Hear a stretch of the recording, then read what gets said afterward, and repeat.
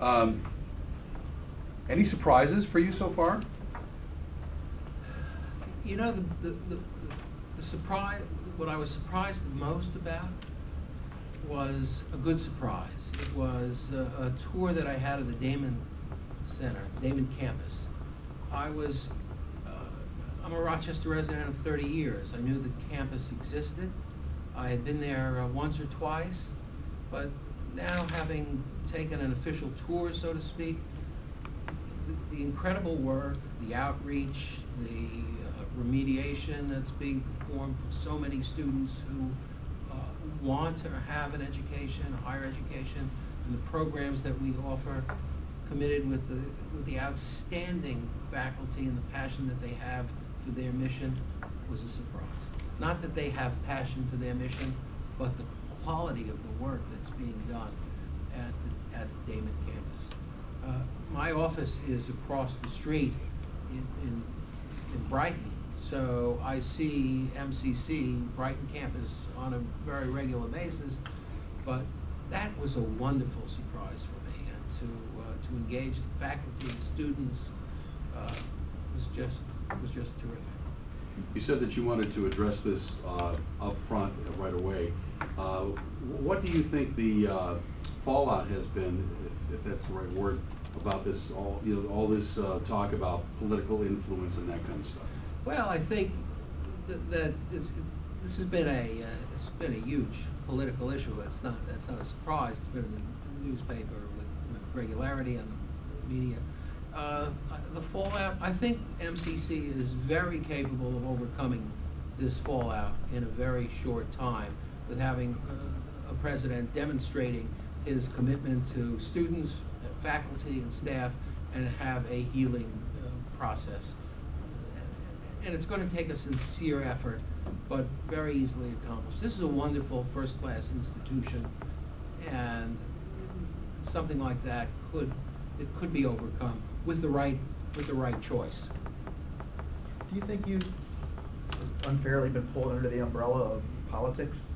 Can I use one word to answer that? Sure, but I'd probably prefer something beyond that. Go ahead. Yes. Absolutely. Okay. And that gets an exclamation point if it's in print. Yes, positively, I have been. You know, the genesis of this for me was a posting in the Chronicle of Higher Education. Chronicle of Higher Education is a journal that college professors read. Notwithstanding my reputation in the community as being a restaurateur and business person, I'm also a college professor at the Simon School. And so I read the Chronicle of Higher Education. So I learned about an opening and the retirement of the incumbent president, and so I submitted an application. I submitted a 41-page application, which has since been foiled by the local newspaper, and how I got here was just submitting an application. I used no political influence. I spoke with no elected officials of either party, and I'd like to believe, without qualification, 100% here, based upon my bona fides that I have academically and strength of my community connection. Dennis, why do you want to be a college president? You told me that this is something that you've been aiming for, and it's a passion for you. And particularly now at MCC, it's sort of a homecoming for me. I've taught at 7 colleges in my career, most recently at the Simon School, which is a positively wonderful place to work, to teach for intellectual, academic stimulation. I also think that I have the requisite skills that would make me an ideal fit for MCC.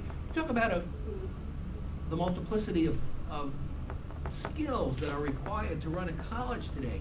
You talk about, well, we have a budget of $108 million budget. We have 308 full-time faculty, 550 part-time faculty, a workforce development. We have 67% of our students who are in academic programs. We have 23% in technology programs. We offer 900 courses. We have 4,600 students here who are taking internet programs.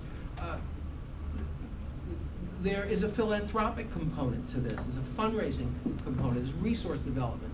Well, the old model of the college president, of having been an assistant professor, an associate professor, perhaps then a full professor, a chair of a department, a dean, a provost, and the ascension to president, was a common model.